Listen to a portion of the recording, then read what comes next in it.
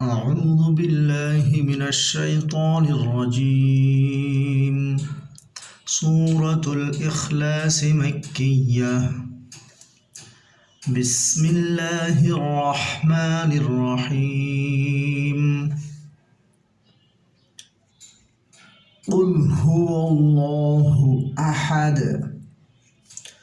কুল এখানে আমরা খেয়াল করব কফটা যেন কাফ না বলে ফেলি, অর্থাৎ কুল না বলে ফেলি। কফ দিয়ে বলবো কুল হু, কুল হু ওয়াল্লাহু। এখানে দুই ধরনের ভুল হয়, অনেকে আমরা দুই ধরনের ভুল করে থাকি। কেউ কেউ বলি কুল ফু, এই হাটাকে অনেক সময় ফু বলে ফেলি মুখস্থ যখন পড়তে যাই। আরেকটা হচ্ছে আল্লাহু বলি, কুল হু আল্লাহু আহাদ।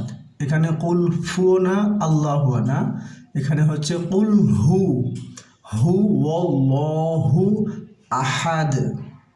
আহাদ দাল এখানে কলকলা হবে, কারণ কলকলা হরফ পাঁচটি। কফ ত বা জিম দাল এই পাঁচ হরফে জজম হলে কলকলা করে পড়তে হয়, অর্থাৎ একটু ধাক্কা দিয়ে পড়তে হয়। কুল হু আল্লাহু আহাদ।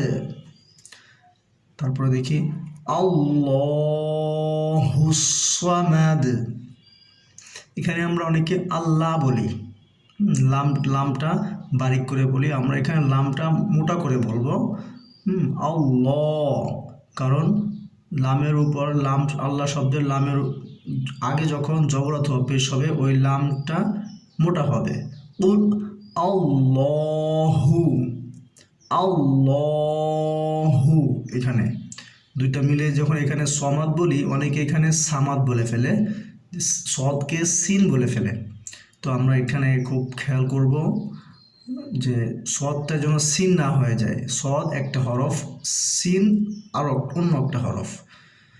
আর মাদ মিমের উপরে হরকতের উচ্চারণ তাড়াতাড়ি করতে হবে। আর দালে যেহেতু পেশ আছে, আর আমরা জানি দুই জবর ছাড়া ওয়াকফের সময় দুই জবর ছাড়া, যেমন দুই জের দুই পেশ এবং এক জবর এক জের এক পেশ, এগুলো হলে ওটা সাকিন হয়ে যাবে ওয়াকফের সময়। সমাদ একসাথে বলি আল্লাহুস সামাদ।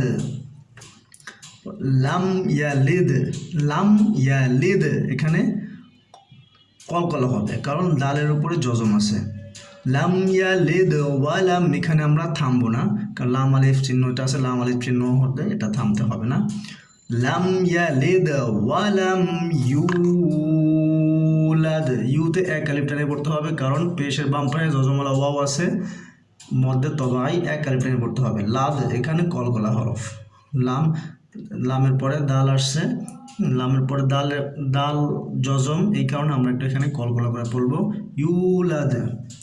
ওয়ালাম ইয়াকুল্লাহু, ওয়ালাম ইয়াকুল্লাহু। এখানে কুল, এখানে কুন বা এখানে অন্য কিছু বা গুন্না হবে না, কারণ এটা ঈদগামে বেলা গুন্না।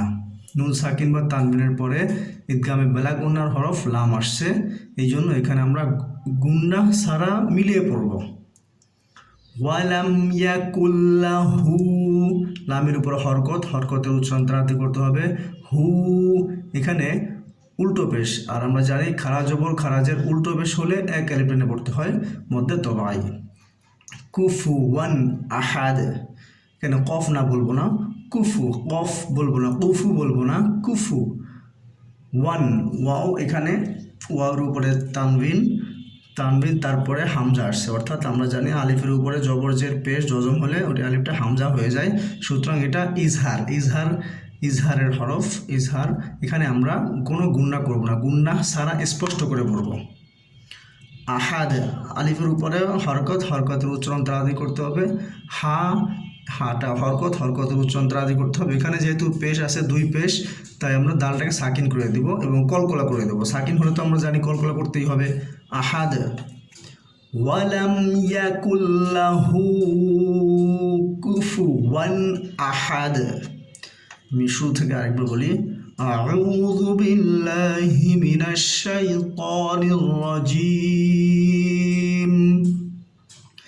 সূরাতুল ইখলাস মাক্কিয়াহ।